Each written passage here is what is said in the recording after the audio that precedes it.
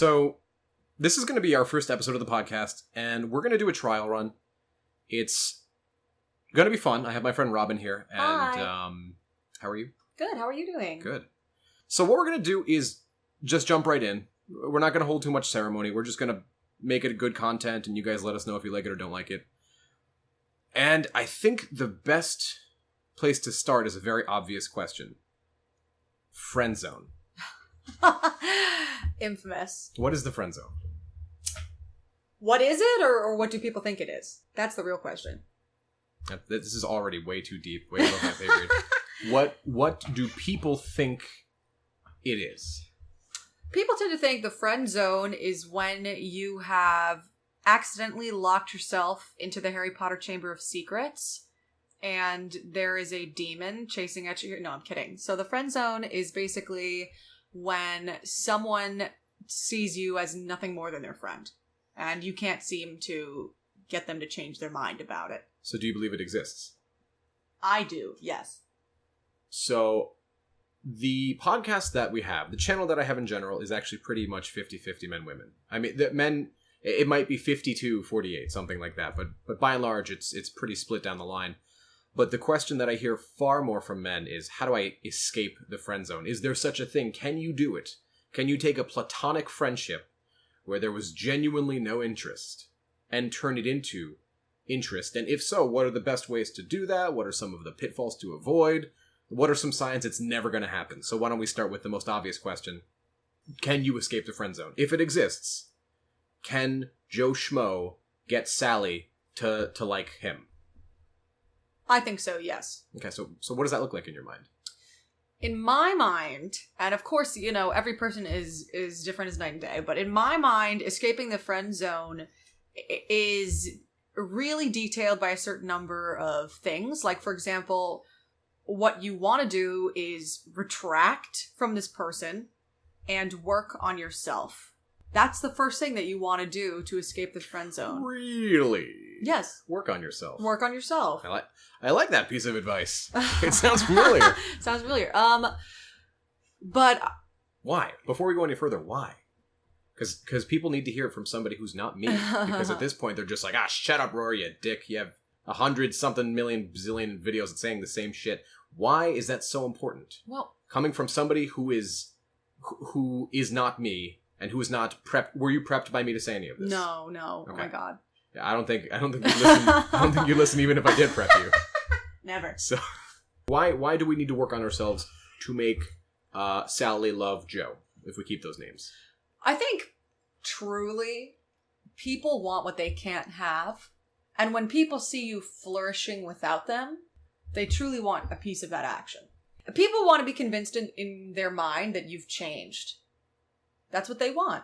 They want to be able to walk away and then, I don't know, check you up on social media and see that something is different, be it the way that you look or the way that you dress or the way that you're working out or the way that you're treating yourself and your God and God knows what else. And they want to say, have I been looking in the wrong direction all along? Right? You sort of, in order to truly escape the friend zone, you have to go back, regroup, and represent yourself as a sort of different person. And that takes a certain amount of distance and a certain amount of self-help. Those are really the main two things. If that's the case, so your answer is back away, work on yourself, but don't back away to the point where it's manipulative. Absolutely. You're still their friend. If they call you up, you're still there for them. Oh, yeah. So don't tell them right away. No. Why is that? And do you think that's different cross-gender? Because no, I don't think it's different cross-gender. I think of it like a surprise. Everybody likes surprises, right? Mm-hmm. Honestly, it's sort of like a gift. Think about it that way. You know, like, you don't want to ruin the surprise that you're working on yourself. And to some extent, it is none of their business, right? You should never be working on yourself for other people. You should be working on yourself for yourself. Absolutely. And then when you regroup and then you decide, is this still what I want, right? Are you still the one that I want? But imagine how heartbroken you'll be if you make all these changes. You become a new person in your eyes, like physically and mentally, and then you represent yourself and they still don't want They you. just shoot you down. Yeah. Yes, if you've been doing it for them all along, you're barking up the wrong tree, and you need to look inward. Mm. So then the cautionary tale would be do it for you, and even if you've done everything you possibly can, and even if you've lost 90 pounds and gained all this muscle, and now you have 3 degrees and a Ferrari, that doesn't And a mean they're going to dog. like you. Right. Or romantically like you. Yeah, right. So what do you think makes... And again, this is a more guy sought after question. Ladies, you guys have a whole different set of questions that we're going to get to in a different podcast, but this one's mostly for guys, because I think it's more of a guy problem. More guys try to escape the friend zone. That's not to say women don't, but by and large, it's definitely more a male problem. Mm. Because men put themselves in the friend zone. Well, women also do too. Absolutely. But I would argue that men more often do that. You know what I mean? With excessive chasing and let me just be nice to her and trick her into being something more. I'll be her friend and get nice and close to her, and then she'll love me, right? Oh, for sure. So that's sort of... For sure. And nothing is more manipulative and unwanted than that. And it feels very disingenuine. Like, Sure. we can smell it. You know, we're not stupid. Sure. Women aren't strong, so we have instinct, right? We have instinct, and we have I think you mean women intuition. Women are emotionally stronger than men. So when you say strong, I think... I mean, mentally strong. Okay. I mean, in the way that we can smell bullshit. Sure. So when you come to us, you're presenting us with gifts, and you're like, let me get close to her as a friend with the intention of courting her. Like, we'd be stupid if we couldn't tell. So let's turn to that for a second, just so that the ladies can get involved. How do you know when a friend likes you? And this goes for either gender. How do I know? How would you know when a friend likes you for sure? Because that's another thing that we run into, is so many women who like their male or female friends. It doesn't even... It's not a gender specific issue. It's just an issue. If a guy likes a girl, the girl probably knows before the guy thinks she knows. Right. Because women are Always. women, ladies, you're just smarter. Sorry. Guys are idiots. You're just smarter than us. But I think guys think they do a pretty good job of hiding it.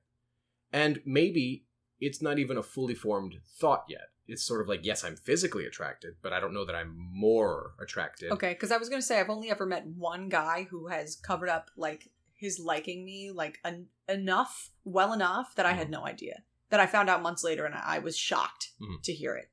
I've only ever met one person like that.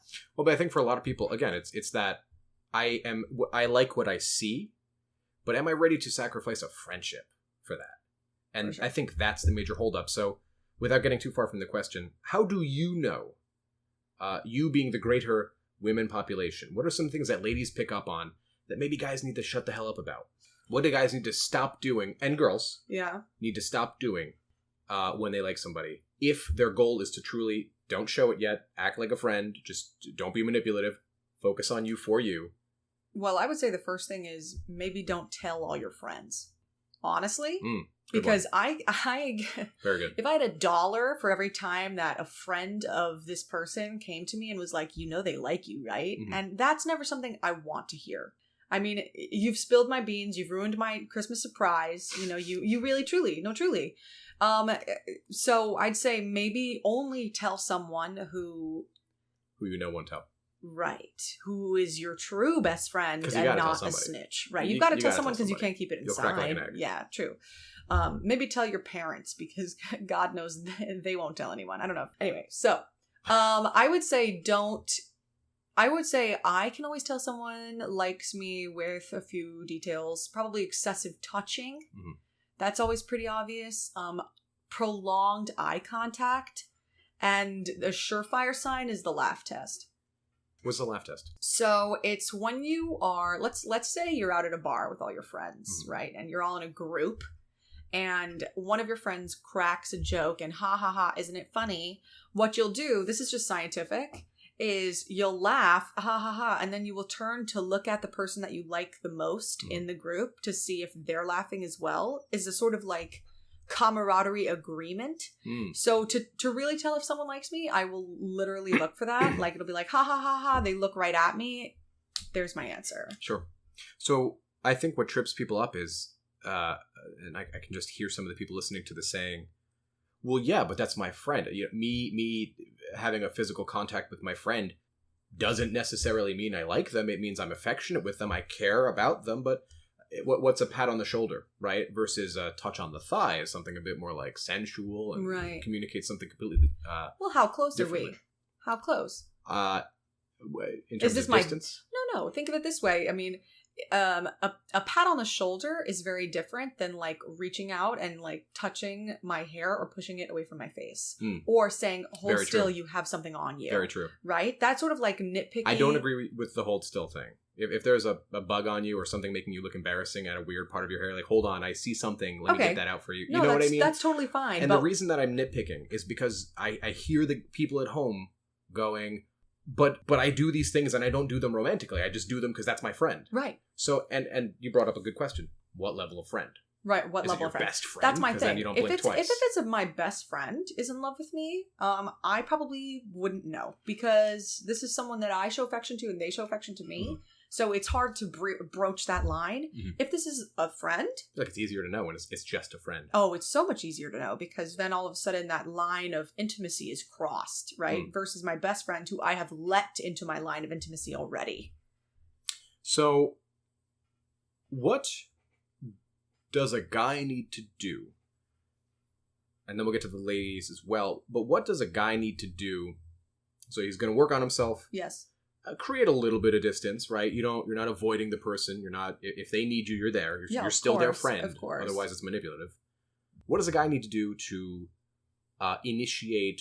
So also let romance? me also like clarify the distance thing. I would say if you see this person 3 times a week, I would turn it to 1 time, right? I would create some healthy friendship distance. So I just want to quantify it right now so I don't sound crazy. Like how much is too little? You know, like consider 1/3 of the amount being healthy. And that's appropriate distance because this way you still see this person and enough for them to, you don't want to disappear because then when you reappear, you're going to look like a ghost that they completely forgot about. You want to be just far enough that they see the changes because they don't see you every day, right? You don't see someone change daily, but you can see someone every few weeks or so, and you see the bigger changes in their lives, right? So to add to that, what if one party is always the one initiating to hang out, right? So let's say girl likes guy. Girl always needs to initiate to see the guy. They're friends. Guy has no idea that the girl likes him. The girl is always the one, once a week, to initiate hanging out with the guy. How is she going to introduce space when it's always her call to hang out?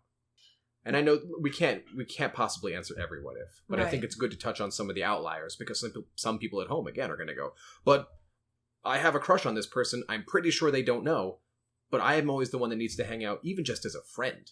Right. Well, consider that if you're good enough friends and you were seeing this person on a week-to-week basis, and then you suddenly aren't anymore, they're going to wonder what happened, right? It's true. So the change... They're going to turn around and be like, wait a second. We've said this on the channel. What changed? We said this on the channel. The now change they're is apparent asking. In the silence. Oh, of course. I've had that. I've had that so many times that I was hanging out with someone weekly and then all of a sudden they pulled back and I keep... Then now all of a sudden I'm texting them daily like, are you free today? What happened? What's going on? What's happening in your life? Do you think that space made you more romantically interested though, or just more curious, making sure that everything's okay? Because I guess... It could be either. Because I guess sometimes... the first place everybody's mind goes to is just simple anxiety, right? Like, are you mad at me? Did I do something? Oh, God. Yeah, what did I do? And not everybody. Some people take it a completely different way. They're like, fuck you, whatever. I'll catch up with you later, you dick. A cactus friend, I call those. Right. As a friends, you water once a month. And then you check on next month, and they're still fine. They're cactus. Lord. They're hanging in there. You could be apart for 6 months and be fine. Yeah. Which is a wonderful type of friendship. Because neither of you expects anything. When it's real, yeah. When it's real, exactly. How would a guy make it romantic, right? So hold on. Like, let's just go back to the anxiety thing for a moment. I mean, I think it's then up to the person in question here to be like, oh, it's not you. It's me. I am quite literally, I'm busy, right? Now, all of a sudden, your time is worth something. Absolutely. Right? That's truly something like, hey, can't right now. I'm too busy doing whatever I'm doing to make myself better, right? And you can be honest, right? I can't right now. I'm sorry. I have a busy gym schedule. I can't right now. I'm sorry. I have extra things from work. Sure. You know? But it's also up to you to offer an alternative, right? You can't just be like, hi, I can't. Because now you look like you're angry at them, right? And the other person's just going to walk away feeling exactly. rejected. You might say, hey, what are you doing next week? Or, hey, what are you doing? Like, these next 2 weeks are crazy for me. What are you doing in the future? Sure. You know? Offer that alternative. And that's a great way to make your time really, truly worth something. And, again, make you more of a commodity. Sure. Should you, if you are looking to romantically connect with a friend, should you make the other person work slightly more than before? So, for example, you mentioned if you're hanging out 3 times a week, fine, cut it down to once a week. Should you purposely pull back? You're working on yourself during this time. You're just accepting whatever happens next. Your friend reaches out to you. We're supposed to be hanging out less, but they reached out to me twice. This is the second time. We already hung out on Monday. It's Thursday, and they're trying to hang out. But I should only be really hanging out with them once a week. I should be becoming a bit scarce to raise a little value. Do you think it's appropriate to say, hey, you know what, I'm sorry, I'm swamped with a bunch of stuff? Is that inherently manipulative, or is that a means to an end? So I think it is technically very gentle manipulation, but it depends on the situation. Like, if you're trying to pull back and it's week 1 and they want to hang out on Thursday, I think maybe no.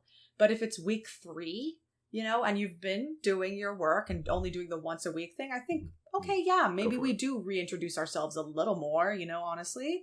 Again, you're still friends, so use your better judgment. When isn't the woman interested? And again, it's more of a male problem. But I think the it's sort of a genderless answer, though, because I think it goes the same either way. When isn't the man interested? Probably the same answer for when the woman isn't interested. But I think we'll just show it differently. So when isn't the woman interested in the man pursuing? Once she's like, how do I let him know? Do you mean, how does she show it? How does she show it without... Because sometimes a woman is put into a position where basically she doesn't want him to ask. She knows what's on his mind, and she knows that someday awkward conversation is going to happen. That's her friend. She doesn't want her friend to hurt, but her friend is going to put her in a situation where she does not want to be. How does she let him know without coming out and saying, hey, I know what you're going to say, and please don't say it? What are some signs to stop before you start? Oh, see, that feels like that's 2 different questions. One question is, how does she show that she's not interested to a man? And the other question is how do I let him down gently? Let's just assume he hasn't said anything yet, but you know it's coming. Okay, so how do I predict the storm? Non-verbally reject is not the word, but communicate not to pursue. How do you show him you're not interested? Oh God, because that's hard. Because that is it makes a lot of assumptions. You know, that sort of prediction ahead of time makes an assumption that this person really is in love with you, A. B, has the intention of pursuing you, and C, has the intention to tell you, right? Because there's nothing wrong with someone being in love with you as long as they don't pursue it, right? I mean, I push back against the idea of love, because I think love starts as attraction. Well, then they have a crush on you. A crush, yeah. Right? There's nothing unhealthy about someone at work having a crush on you, you know, and then you just shooting them down when they're just, I mean, it's... I don't know, it's sort of like unfair, but I would say that, let's say, for example, he's put out the idea of coffee or maybe like drinks, and she wants specifically romantically. Yes. Okay, so he has said, this wouldn't just be us as friends, as buds, going and getting some coffee. This would be like... Well, it would not be so spelled out. Sure. But it would be more like... Hey, you want to go on a date? Want to go on a coffee date? Yeah, no, not even date. Not even the word date. Like, what are you doing after work today? Do you want to get drinks? Like that, it feels like a very nonchalant way of asking someone on a date. Really? Yeah, that feels very common. That's way more common than someone being forward enough to say... As friends? Oh, yeah. Oh, yeah. Then why wouldn't the woman just view it as a friend date? Friends hang out all the time. Right, but we're not that close. Now we're back into the question. Close. That's the qualifier. Now we're back into the question of how close are we? If you're my work best friend and you say, do you want to get drinks after this? I'm bored and I'm sad. So obviously I'm going to go. So asking for coffee wouldn't be something normal. Right. And Unless now, you're all my of a sudden, unless you're my work best friend, or they have a quantifier. Like, Sure. for example, let's say they come forward and they're like, my girlfriend just broke up with me. What are you doing after work? I want to go get coffee and be sad. Mhm. Then you're like, okay, obviously this is not romantic. Mhm. Right? Versus the a good time point. when someone who you sort of know from work comes up to you and is like, hey, like, what are you doing after work? Mhm. You know, that's hi, this is an invitation to a date. I think because most people find themselves in friendships more, I struggle to use the word seriously, than just like work relationships. Right. Maybe that's been a friend who's been in your life for a couple of years, or maybe at least a year. And that's where I think it gets a bit hairier. Because if a coworker who I'm friendly with asks me for coffee, my brain immediately goes to romance. Right, that's what I'm saying. But for friends who have been in each other's lives for at least a year, I think is a reasonable number. Right. That's a much hairier issue. Well, I don't know. Again, I think there are quantifiers. Like, for example, if you've been friends and not from work for several years, do you just, where do you go to hang out? Have you ever been alone together previously? Let's assume yes. Okay, so then that feels Let's assume like it's your everyday run-of-the-mill friend. Okay, so this is someone I'm hanging out with one-on-one, so that's it then. Once a month. Great, okay. So then that doesn't feel like a date when they say... Exactly. Right. Exactly. So then they have to specifically say... It's a date. Romantically. Mm-hmm. Yeah. Should somebody say, I have feelings for you, or should they say something along the lines of, hey, would you like to go on a date? Like, hey, I've kind of been into you, and I'd just like to explore maybe if it could go somewhere. Instead of, hey, I have feelings for you. You know, one's a bit more like pressure. Oh, yeah. So I guess let me retract and just ask this question. What's the best way a friend that you've had for at least a year should approach you or a woman in general and say, I have feelings for you. If you don't want to pursue that, that's okay. But I'd like to try. Because there's always that fear of fucking rejection. It's always rejection. If I do this and she doesn't react well or he doesn't react well, I just lost a friend. Yeah. I couldn't keep it in my pants, and I lost somebody I genuinely valued as a friend too. Right. So what would you say to that? I think there are two ways you could go about it. I think the first one, I mean, it depends on your level of feelings. Mm-hmm. Do you have a crush on this person, or are you in love with your friend, right? And I think there are two ways. So the first one is you can say, hey, so I know we've been hanging out, but would you be interested in like going on a potential date? Mm-hmm. And literally say it like that. As simple as that. Yeah. Nonchalant. Do not overplay it. Should this be after the aforementioned self-improvement? Or should this be during? Or should this be before? And just put it out there and see what can happen. And the reason I ask have is you been because friend-zoned? It's such a weird term when you use the word friend zone, because it implies that you've been shot down from the romantic heaven and you've dropped into the hell of friend zone. And yet that happens. Hey, I became friends with this person, and when we were first friends, I mean, I thought she was hot, but I never necessarily thought we would date. I'm not friends with her to get something from her. I'm just friends with her because I enjoy her company, my companion. Right. And then after a while, one of the parties is like, man, I really care about this person. Like, wow, where did that come from? You know, because for a year, 2 years, whatever the number is, it was just, hey, fun. Cool, we're having fun. We're out bullshitting. We're out playing pool. We're out talking shit at the movies, whatever it might be. As friends do, they talk shit during the movie, at the movie. Always. And then one of them's kind of like, damn, maybe the wind caught the other person just right. And you look at them and you're like, I'm falling for this person. And perhaps it's deeply confusing. It's like, this has been my friend for a long time. How do you approach that? Because you're right. There's a very clear distinction. A friend coworker can say, let's grab coffee. And you'll go, I know what you want. A good friend can say, let's grab coffee. And you go, oh, cool, coffee. Right, exactly. And that's just fucking maddening. You right. know what I mean? So now you need to lay down the difference. So I think, because I rambled a bit, but I think what we're really talking about is the reason that a lot of guys don't go after the women in their lives that they're interested in, and women as well, is because they are so afraid of losing the friendship, because they actually value the friendship too. Of course. So it's, how do you reconcile those two things? Well, consider... Because you got to make the leap. Well, listen. Consider that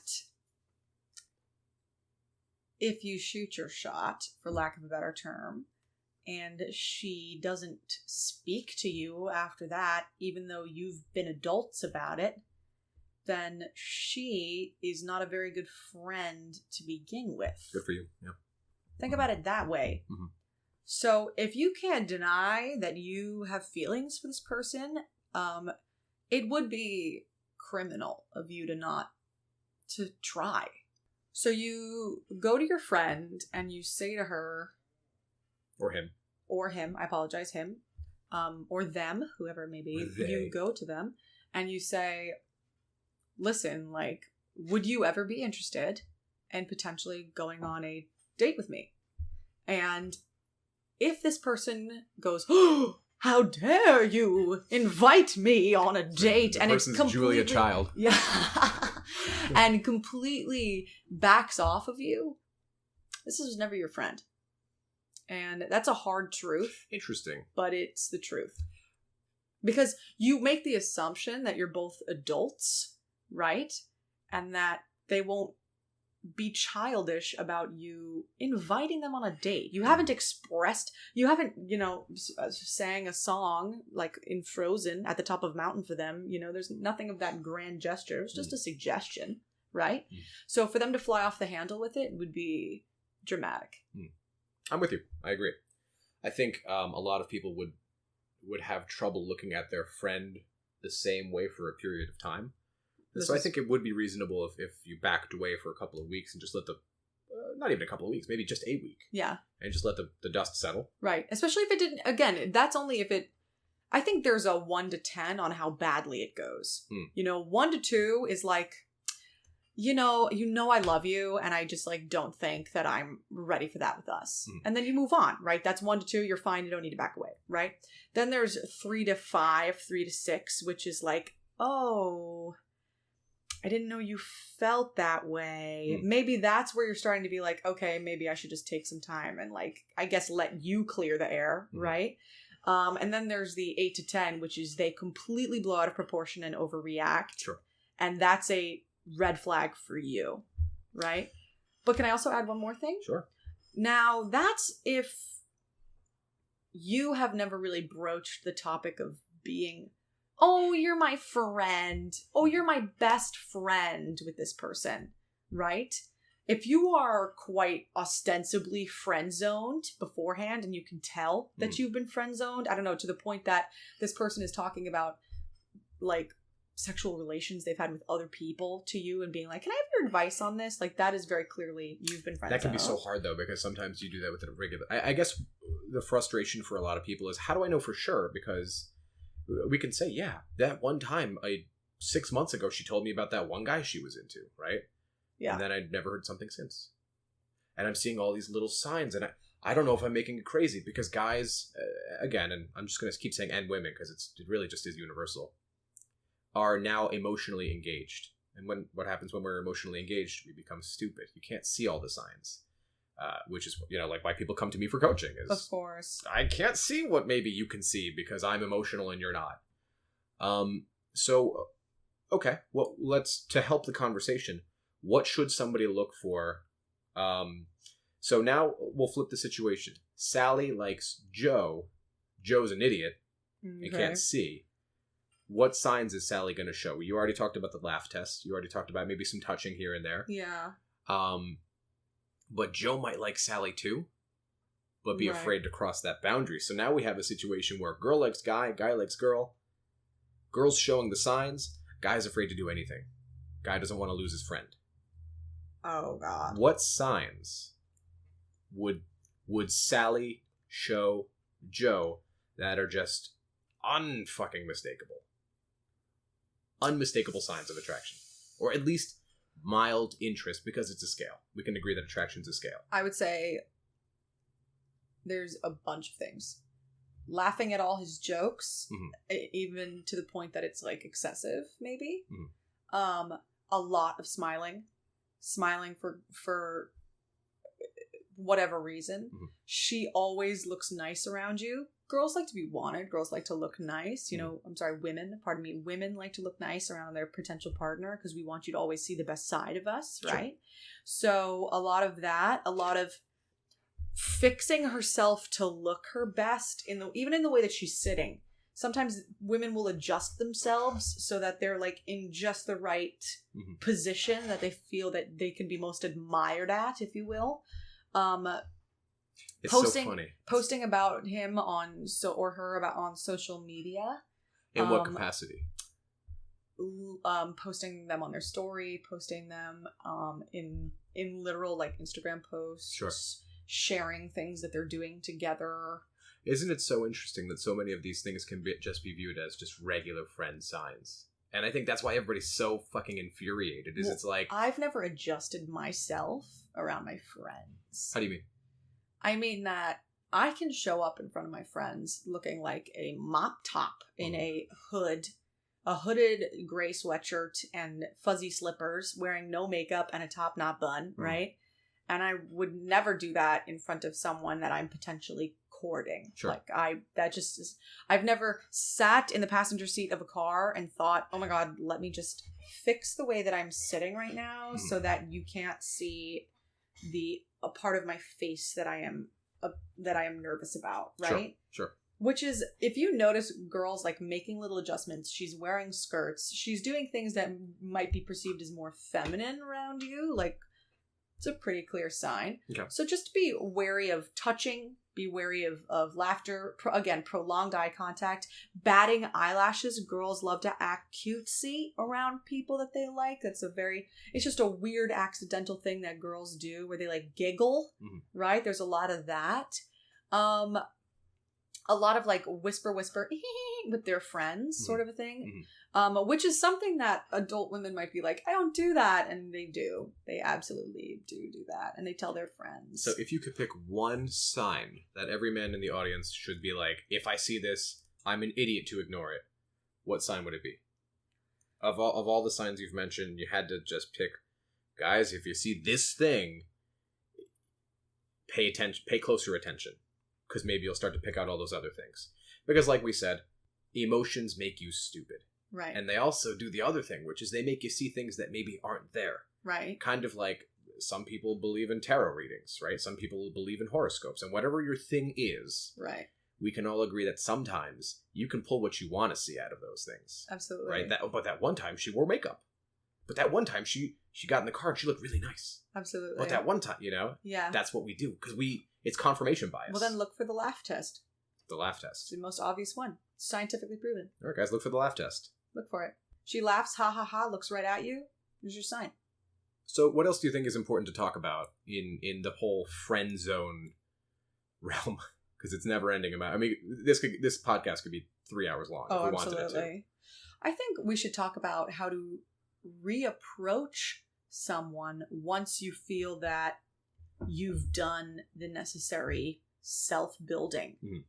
Like how, because we've talked about go work on yourself, but how do you reintroduce yourself into society? How do you break free of your butterfly mold and let everyone know you're ready for whatever's coming or whatever, etc. With that specific person that you're targeting is the word. Yeah, exactly. So please, I'm sure guys would love to hear this part. So I think the best thing to do. And before we dive in, yes, just to match so that we don't forget, you were saying do not ask to go on a date or any of that until the self work is done. Oh, absolutely. Okay, be the finished product. Yes, or at least more finished than you are. Cool. You were saying? Because here's the thing: if you're the finished product, nothing can hurt you now. Truthfully. Very good. Very true. If you have gotten right with yourself, then this person's opinion of you doesn't matter. Good for you. Right? So, you've done the necessary aging. You are right with your mind, body, and soul, and now you're back, and you're here to claim your territory, so to say. So after you've taken the necessary break from this person and come back into things, if you've really done the work, this person will be ostensibly surprised to see you different. They will literally see you and be like, wow, you've changed. however, in what capacity, whatever capacity it may be, they will be taken aback that you feel different. Truly. Sure. Truly. Sure. I mean, if you haven't seen Eat, Pray, Love, get on that, But truly, you have Marie Kondo'd your life and you're back, right? So this person will be taken aback because you're a new person, right? And now it's your time to reassess. What do they think of you now? Where are they at in their life? Reintroduce yourself as a friend, right? You'd be like, hi, I haven't seen you in a while. Like, truly, we haven't had a real nice talk. Like, what would you say to go grabbing coffee? Even though they were hanging out once a week. Right. Even then, I would think like, hi, I'm sorry I've been so scarce from your life and I'm ready to be back at whatever we were doing, right? And if you weren't at that level beforehand, I think you can just skip to step 2, which is to be like, listen, I want you to know that I've been really working on myself. And this is, of course, only if this person is available and emotionally available. Like, they haven't just gotten out of a 5-year emotional breakup. Sure. Like, nothing like that. Because here's the thing, is that in order to make a relationship work, 2 people have to be at 100. And coming in, they have to be at 100% themselves. They can't be at 80% looking for that 100, right? They need to be within themselves. So then they come together as a meeting of minds and not as a 40-60. Sure. Sure. So you meet back up together and you say, listen, I want you to know that I've really been working on myself. And I want you to know that I feel more for you than potentially a friendship. And I would love if you would give me a chance. Right? And you say it just like that. Literally, I would love if you would consider going on a date with me and just give me the chance. And you can say no, obviously, and you can turn me down after the first date and we'll go right back to where we were. Don't be emotional. Don't give in to your emotional vulnerability. Don't give in to all that. Give them time to think about it. Give them time. Listen, you don't have to answer me now. It's just, and this is something that you want to say in person. This is not something that you want to eke out over text message. This is not something you want to do over phone call. Really, truly get face to face with them and present yourself. Present your case, right? You are the new finished product and you're not hiding. There's nothing to hide behind anymore. And consider that if they say no, it might not, there's a 90% chance it's not your fault. It's literally something within them that is holding them back, and move on. And now the situation, if they say no, they're going to regret it over time. I can just feel it. If you're truly right with yourself, they're going to say, God, I was stupid for turning that down. Do you think it's appropriate that if somebody's shot down, they back away from that friend? Because, and not for the purpose of manipulation, but for the purpose of saying, I'm sorry, I can't change how I feel about you. I'm going to take some space away from you. Because hanging around with you and living the lie that I'm only your friend, and I'm basically denying part of myself, and I love myself, and I refuse to deny myself. So I respect your choice, but I'm not going to hang around you anymore, because that hurts me. That injures me in a way that you shouldn't want me to feel injured. And if you are truly my friend, you will understand that I'm going to back away until I don't feel these things anymore. I think on the point of the person that is in love with the other person, yes, it's appropriate. It's absolutely appropriate for them, because it's an adult decision to be like, listen, I know what I need, and what I need is just some time to clear up my feelings for you, and I'll come back and we'll resume as we were. Okay? But on the point of the person who's not in love, to say, I need to back away from you because you're in love with me, that's inappropriate and childish. It's the other person's responsibility. It's childish, yeah. Sure. So what are men doing wrong? How are so many men getting friend-zoned? Because look, I have plenty of female friends who I think are attractive, who I would never date. Right. I have plenty of female friends who have male friends who think, yeah, he's pretty good looking. I want nothing to do with him romantically. He's a good friend. He's a good person. I'm not touching that relationship with a 10-foot pole. What are men doing wrong? Because I think there's a debate going on, especially on YouTube. Can men and women who are attracted to each other even truly be friends? 50-50 friends. You know? If they're adults. I guess. It depends. I mean, if feelings develop and it's gotten to a point that you literally can't avoid it anymore, then that's that. And you have to do what you have to do to make yourself right with yourself. But you also owe the other person honesty. This is where ghosting comes in, and I think that It's the worst. Exactly. I think that there's nothing more tactless and inappropriate and childish than ghosting someone. Mm-hmm. And then you end up being like, why? Where did you go? What's going on? Why? And they're like, actually, like, I've been in love with you this whole time, and I needed space. I'm like, well, why didn't you just say that? Do you think that the person who is, again, I hesitate to say in love, but at least going that way, on that path, do you think they have a responsibility to tell their friend? So, like, if Joe has a crush on Sally, or is working his way towards being in love with Sally, do you think Joe not only should tell Sally, but needs to, if he respects Sally at all? Because maybe Sally's sensing this, and she's like, there's some weirdness, but I can't put my finger on why.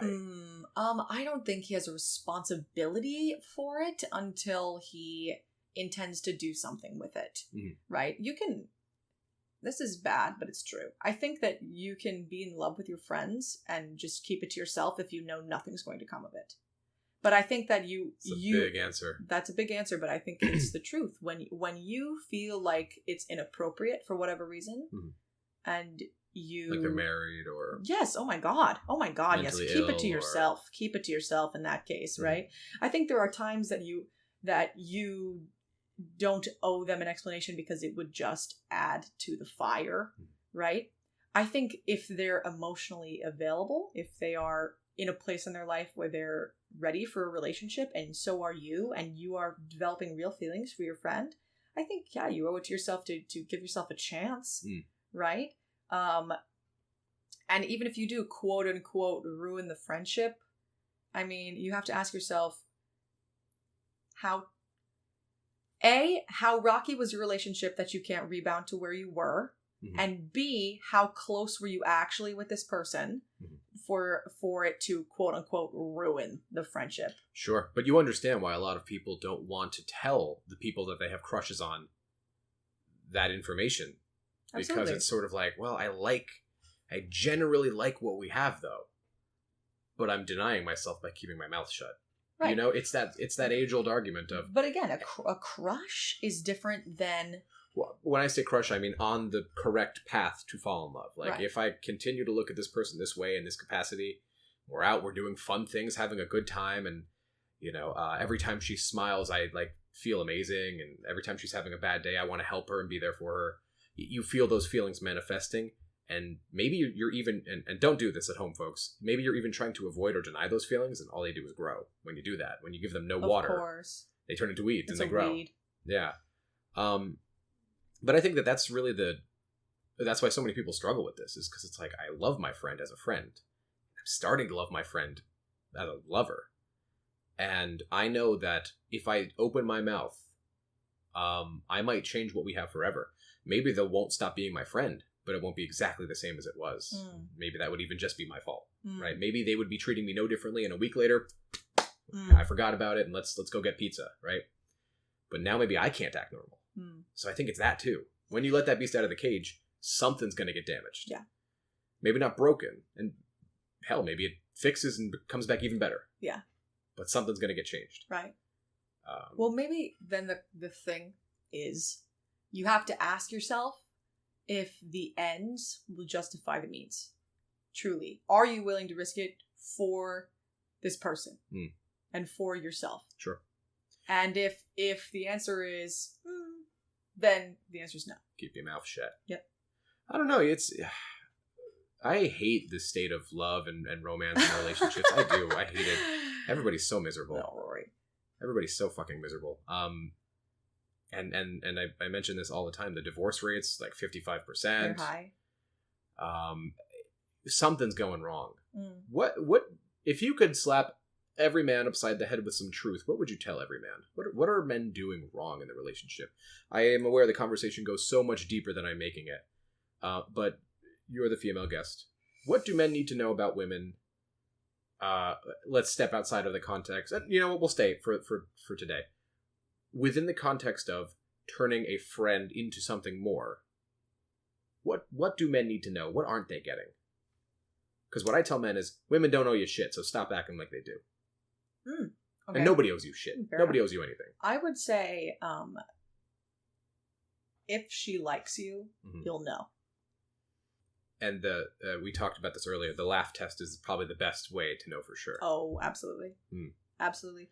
But consider that if she is holding herself back for whatever reason, that's also a red flag. Women are not so coy as we're made out to be. If you're emotionally available and I'm emotionally available and I want a piece, you'll know, right? So it's more obvious than you think. The only time that it won't be obvious is when she hasn't considered you, like when you've been put in the friend zone. But it's a really good idea. I think we were talking about this the other day, just the two of us. We were talking about how it's a good idea to present your case and then back off and let her stew on it. Women take longer to change their minds on something than men do. This is something men don't seem to understand. That men seem to be very like instant gratification. Women are very like, let me go home, let me consult with my gals, let me talk about it, let me stew on it, let me watch a few episodes of Sex in the City, and I'll come back with your answer. No, honest to God. Because we need time to change in our own chemical markup how we feel about you, right? You know, science has proven men love with their lower body and women love with their head, right? So it's not so easy to change how the head works. So if we need to stop thinking of you as a friend and start thinking of you as a romantic interest, we need time to make that change in our minds, right? So how can a man plant this? So we talked about work on yourself. Do it for you. Don't do it for another human. It's for you. It's not for the other human. It's not for anyone else. But you know what? We're doing them a disservice by even saying that, because part of it, it's impossible. It's impossible that it will be 100,000% just for you.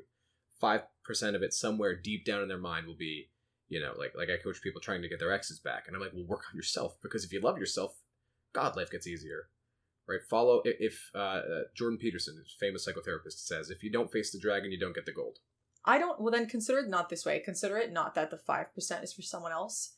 Consider 100% is for you, and the fire underneath is from this other person. Gets you to the 100%. Yes. Right. I like that. They're a photo in the mirror that keeps you running forward. I like that. Right? It's not them. It's you doing you, but it helps that you have a fire under your ass for whatever reason. So maybe you see yourself in the mirror, but 5% of the mirror is taken up with that photo of them. That's right. That's a better way. I like that. That's a good way to think about it. Because you're doing it for you. A little extra. Never get confused on that. A little extra juice in the tank. It's a little something that when you open your phone and the lock screen is something that you want to look like, right? That's a little something. I thought you were going to say a lock screen's photo of them. I'm like, don't. No, oh my God, no. Don't get caught doing that. No. That's a red flag. So, women need time to stew on this. I think that's a big thing that men need to learn.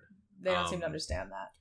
So, a guy's working on himself for him. He's taking care of himself for him.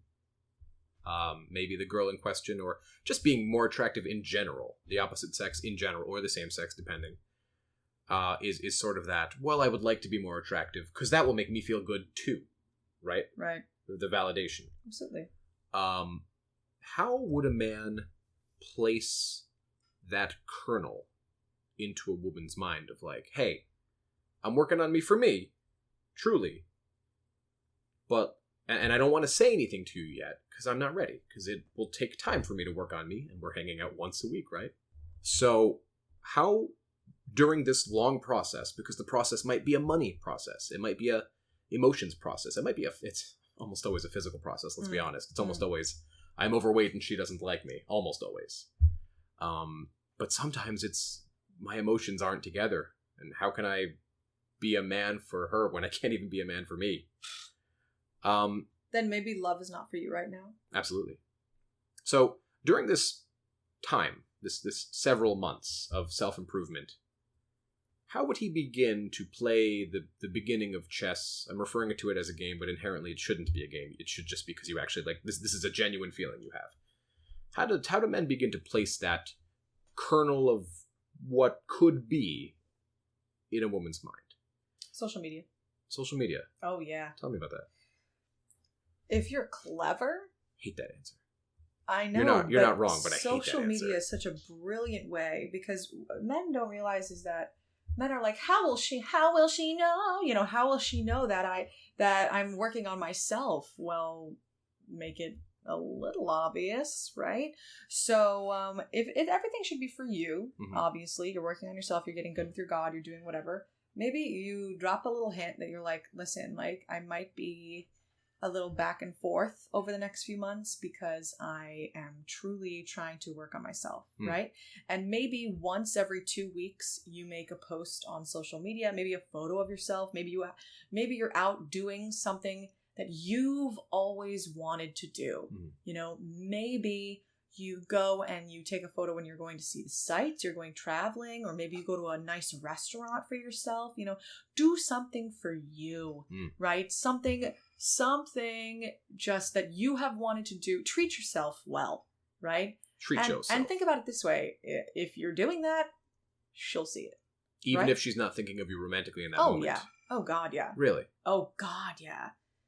Because that's where I lose women I am but a humble man. Are constantly keeping tabs on other people. And that's the truth. Where on social media we see everything, right?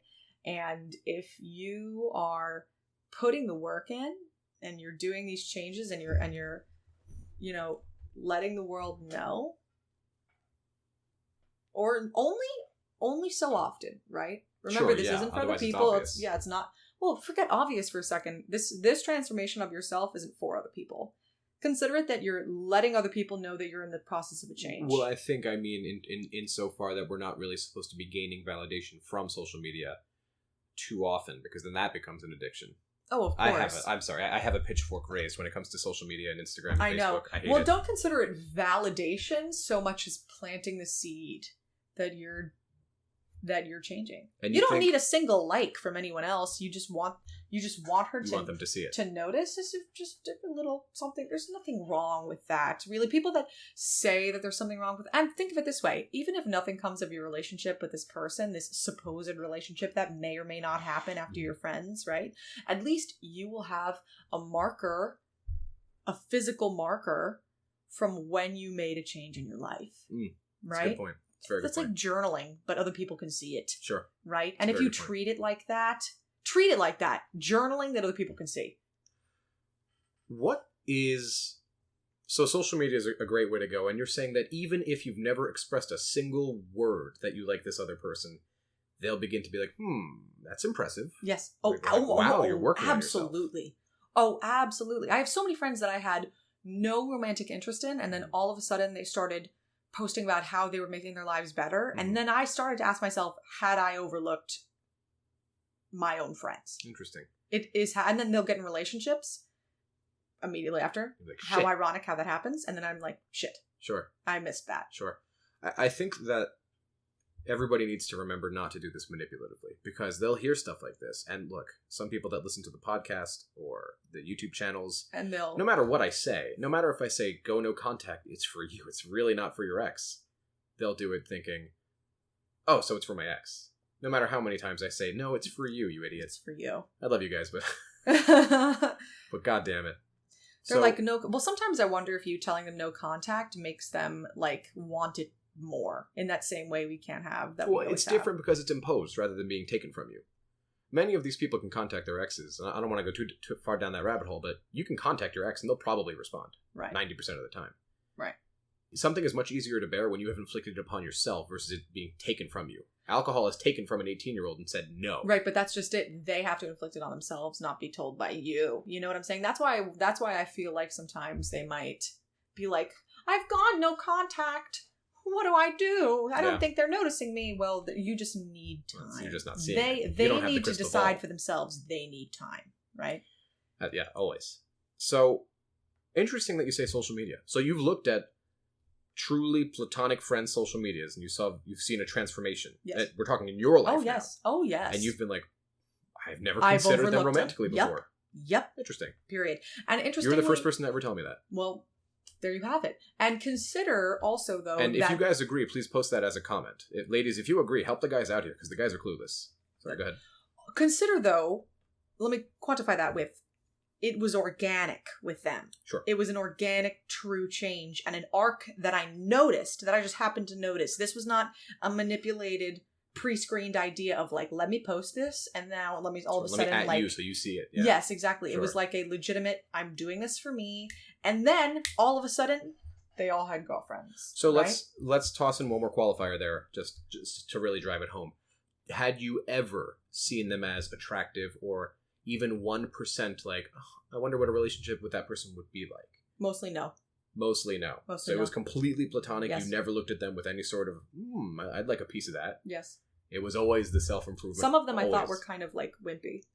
Interesting. Yeah. And then all of a sudden, they were not anymore. Okay. Very good. Very good. I think that's going to help a lot of people. The last question, I think, for today. What's the 5-finger death punch for men? What is the absolute, I am not interested and I never will be?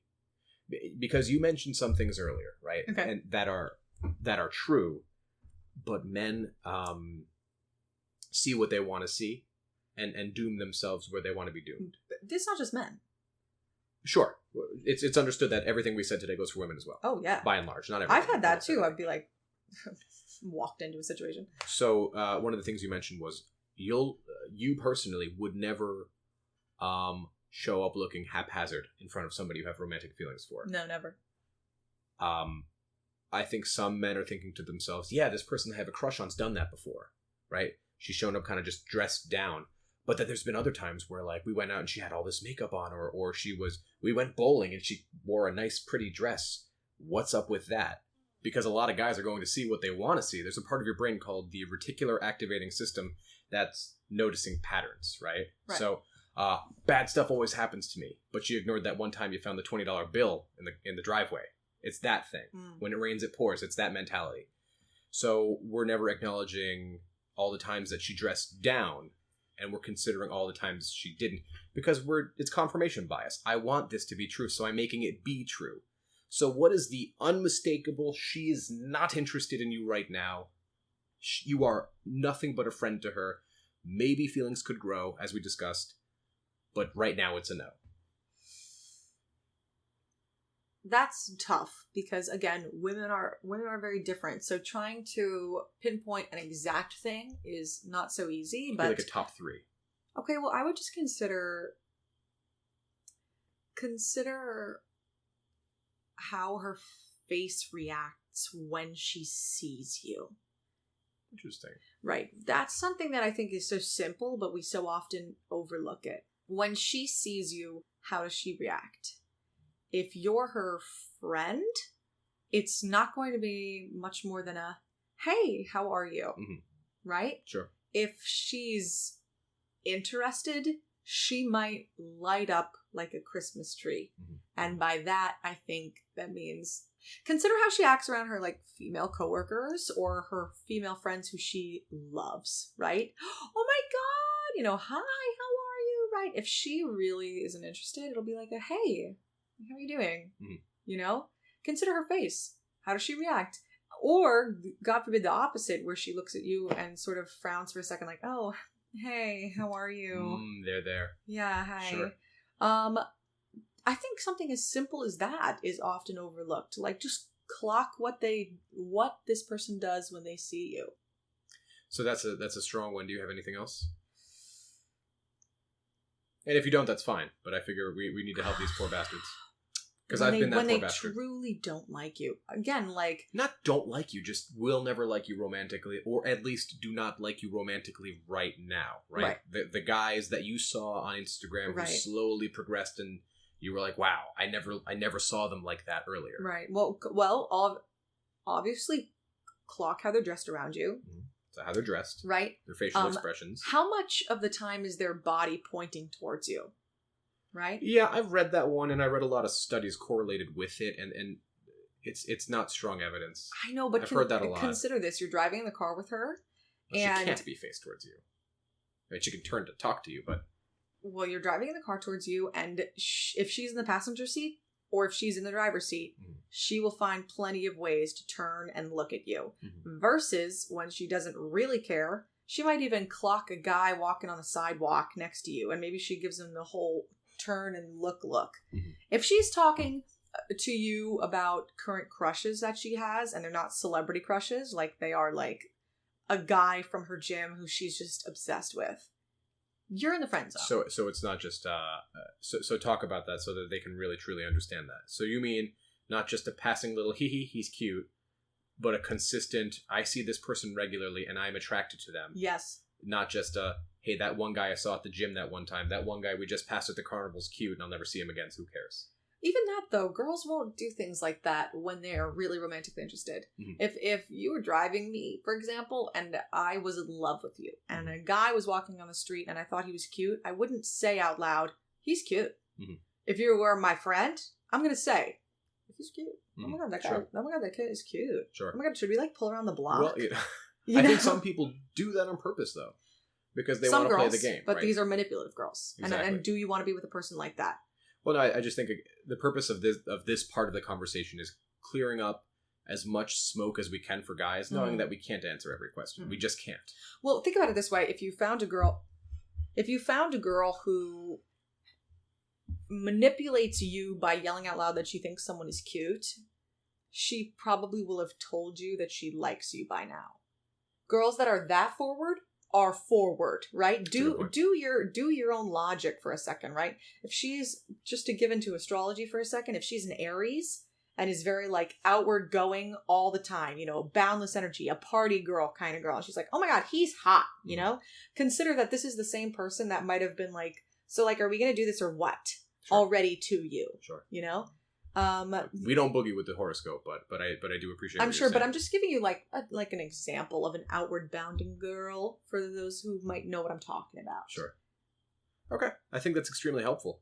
I'd like to think I had any more questions, but I don't, and I'm sure that the second I hit end and post this, I'm going to get screamed at by everybody in the comments. What do you mean? You should have asked this, you idiot. Oh, me too. I would just like to say to everyone that, these are my personal opinions and observations. So, I'm sorry if you don't agree.